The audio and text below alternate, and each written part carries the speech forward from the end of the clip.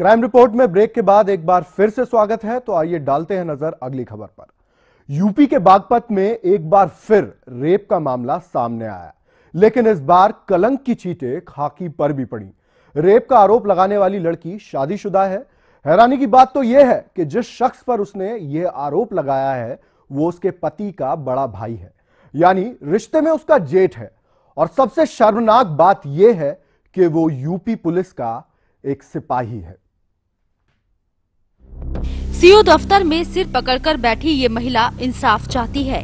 इसका आरोप है कि ससुराल में इसका पति आए दिन इसके साथ मारपीट करता रहता था। इससे तंग आकर ये महिला मायके आकर रहने लगी। आरोप है कि यूपी पुलिस का सिपाही इसका जेठ ललित और पति मायके आए। पहले तो इसके साथ मारपीट की, उसके बाद इसकी आबरू को तार तार कर दिया। क्या घटना हुई है, क्या मामला है? तो मेरी लगड़ी में मेरी शादी हुई जी। यहाँ पे मेरे पति आए थे और मेरा जेठ आया था जी ललित, मेरे मायके जी। वहाँ पे मारपीट कर गए जी वे। और वहाँ पे तो मेरी लगड़ी थी जी। वहाँ पे मेरे जेठ ने 2-3 बार मेरे पे वो भी गए, मेरे भी किया जी। मैंने अपने पति को बताया, मेरा पति ये बोल रहा कि भाई मेरा बड़ा भाई है, खर्चा घर का यही होता, जैसे ये कह रहा था जैसे करना होगा। इससे भी ज्यादा चौंकाने वाली बात यह है कि खुद के साथ हुई दरिंदगी के बाद इंसाफ के लिए पीड़ित लड़की लगातार कानून के रहनुमाओं के चक्कर लगा रही है, लेकिन आरोपी यूपी पुलिस का सिपाही है। शायद इसलिए पुलिस उसे कार्रवाई का आश्वासन देकर टरका देती है। पीड़ित की मां बताती है कि पुलिस से शिकायत करने के बाद से उन्हें आरोपी जान से मारने की धमकी दे रहा है। जो मामला जी आज इसके पापा ने को शादी करी खेड़ा टाणी से नहीं तो मेरा गड़ी बहन थी लड़की, तो नाराजी से तो शादी हुई लड़की की। तो नाराजी के बाद है जैसा वहाँ पर रही कई महीने लड़की, 3 महीने रही तो वहाँ मार पिटाई लोग के दाई इसकी लड़की की। तो जैसा यहाँ पर आ गई लड़की मेरे पास माई के पास आई तो वहाँ भी जेठ ने या अमित ने मारपीट कर दी। मामला यूपी पुलिस से जुड़ा होने की वजह से पुलिस ढुलमुल रवैया अपना रही है। यही वजह है कि पीड़ित की शिकायत के बाद भी पुलिस ने अभी तक उसकी मेडिकल जांच तक नहीं कराई। हालांकि बड़ौद के सीओ ने जरूर जांच के आदेश दे दिए। महिला है रूबी दांगी, खेड़ा हटाना की रहने वाली। इसने एक प्रार्थना पत्र दिया है। इसकी शादी अमित नाम के लड़के से हुई है तमिलागढ़ी में। तो अमित का बड़ा भाई ललित है जिसके बारे में उसने शिकायत की है, उसकी जांच कराई जा रही है और जो सही होगा कार्रवाई की जाएगी। ये लड़की अपने पति से शिकायत करती है तो इसका पति ये कहकर पल्ला झाड़ लेता है कि घर का खर्च उसका भाई ललित ही उठाता है, इसलिए जैसे वो कहेगा वैसा करना पड़ेगा। उधर पुलिस ने भी सिर्फ कार्रवाई के नाम पर आश्वासन ही दिया। ऐसे में देखना होगा कि पुलिस इस मामले में आगे क्या कार्रवाई करती है। Amit Saini, India crime, Baghpat. वाराणसी की कैंट पुलिस ने 7 शातिर चोरों के गैंग को धर दबोचा। पुलिस ने सभी को कैंट रेलवे स्टेशन के पास से गिरफ्तार किया। चोरों के पास से 2 देसी तमंचे और चोरी का सामान बरामद हुआ। पठानकोट में हुए आतंकी हमले के बाद यूपी में भी अलर्ट जारी कर दिया गया है, जिस वजह से पुलिस ने रेलवे स्टेशन पर भी चेकिंग अभियान चलाया। इसी दौरान कैंट पुलिस ने शातिर चोर गिरोह के 7 सदस्यों को उस वक्त पकड़ा जब वो चोरी की साजिश रच रहे थे।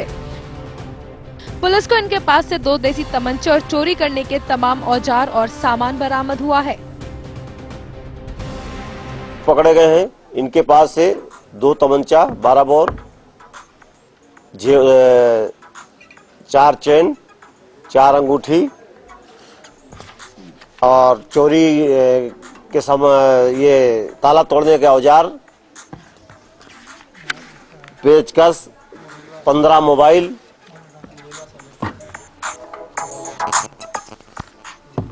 और 16,000 रुपये नकद। पुलिस ने आरोपियों की निशानदेही पर चोरी के लाखों रुपए भी बरामद किए हैं। पुलिस के अनुसार सभी बदमाशों पर चोरी के दर्जनों मुकदमे दर्ज हैं। गिरोह के सदस्य वाराणसी और आसपास के इलाकों में भी चोरी की घटनाओं को अंजाम देते थे। ये शातिर लुटेरे हैं। ये मोबाइल, पैसा, असला दिखा के छीनते थे, मौका पा के चोरी भी कर लेते थे। ये पकड़े गए हैं स्टेशन से। जो है कुछ के पास 4-4, 5-5 मुकदमे हैं 354 और अन्य धाराओं में भी। बहरहाल इस शातिर गिरोह को पकड़े जाने के बाद पुलिस ने थोड़ी राहत की सांस जरूर ली होगी, लेकिन सवाल ये उठता है कि अगर पुलिस समय समय पर चेकिंग अभियान चलाए तो शायद लूट और चोरी जैसे मामले कम हो सकते हैं।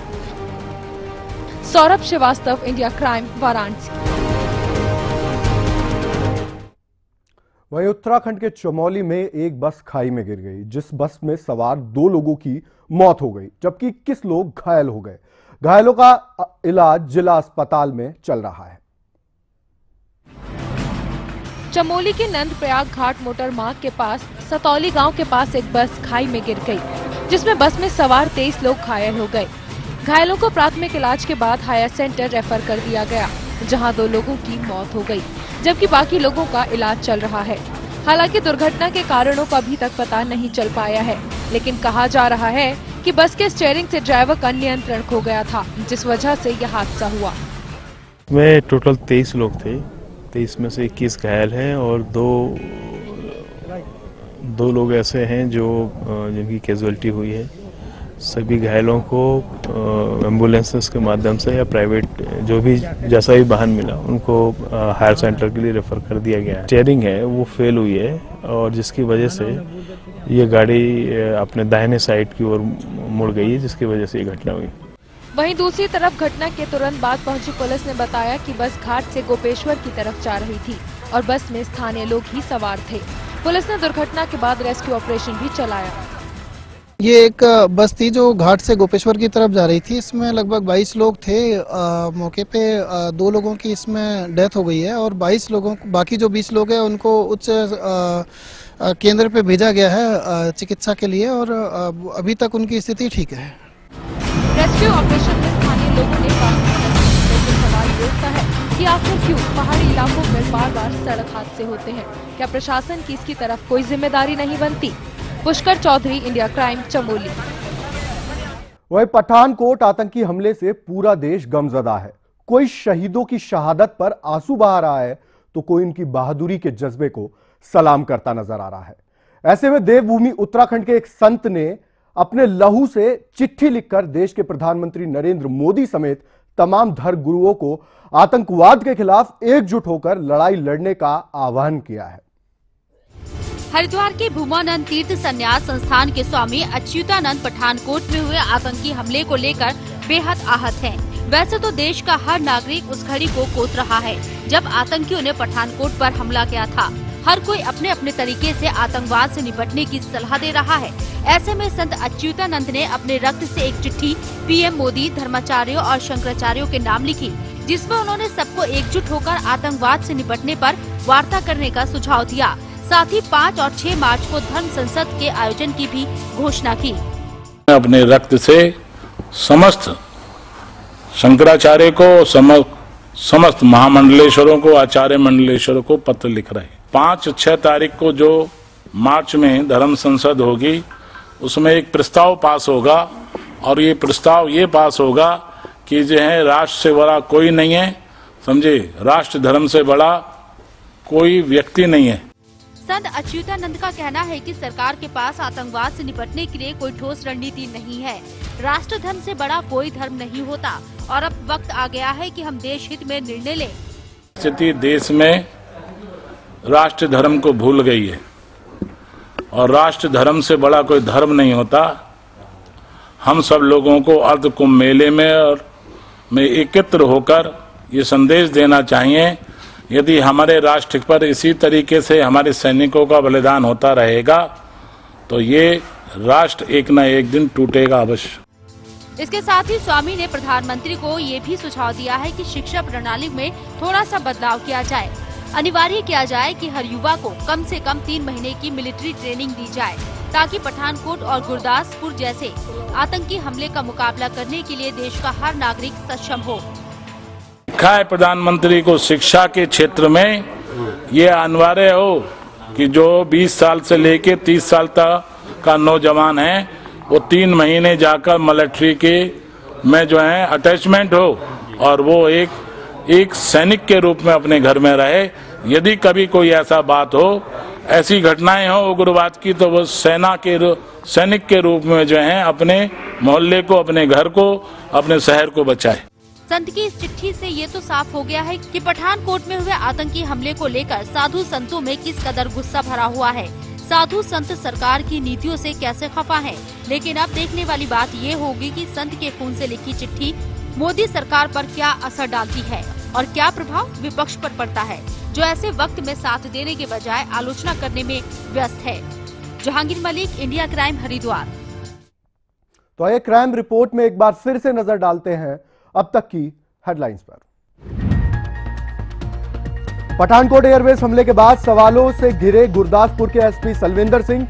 एसपी सलविंदर और ड्राइवर की कहानी में है पेच, एनआईए करेगी पूछताछ। पठानकोट एयरवेज हमले के बाद जम्मू कश्मीर के एयरफोर्स और इंडो पाक बॉर्डर पर बढ़ाई सुरक्षा। सभी पुलिस स्टेशन और अंतर्राष्ट्रीय बॉर्डरों पर रखी जा रही है पैनी नजर। ग्रेटर नोएडा की गॉड सिटी सोसाइटी में बदमाशों का सबसे बड़ा आतंक, दिन दहाड़े एक साथ 18 फ्लैटों में चोरी। संभल के कैबिनेट मंत्री नवाब इकबाल के घर के पास प्रोफेसरों के घर में दिन दहाड़े डकैती, नकदी और जेवरात लेकर फरार हुए बदमाश। उत्तराखंड के चमोली में चलती बस खाई में गिरी, बस में सवार 2 लोगों की मौत, 21 लोग घायल। उत्तर प्रदेश के बस्ती में एक घर में आग लगने से 2 मासूमों की मौत, घर में रखी मोमबत्ती की वजह से हुआ हादसा। पैरोल मामले में संजय दत्त को क्लीन चिट, सजा पूरी होने से पहले ही 27 फरवरी को जेल से हो सकते हैं रिहा।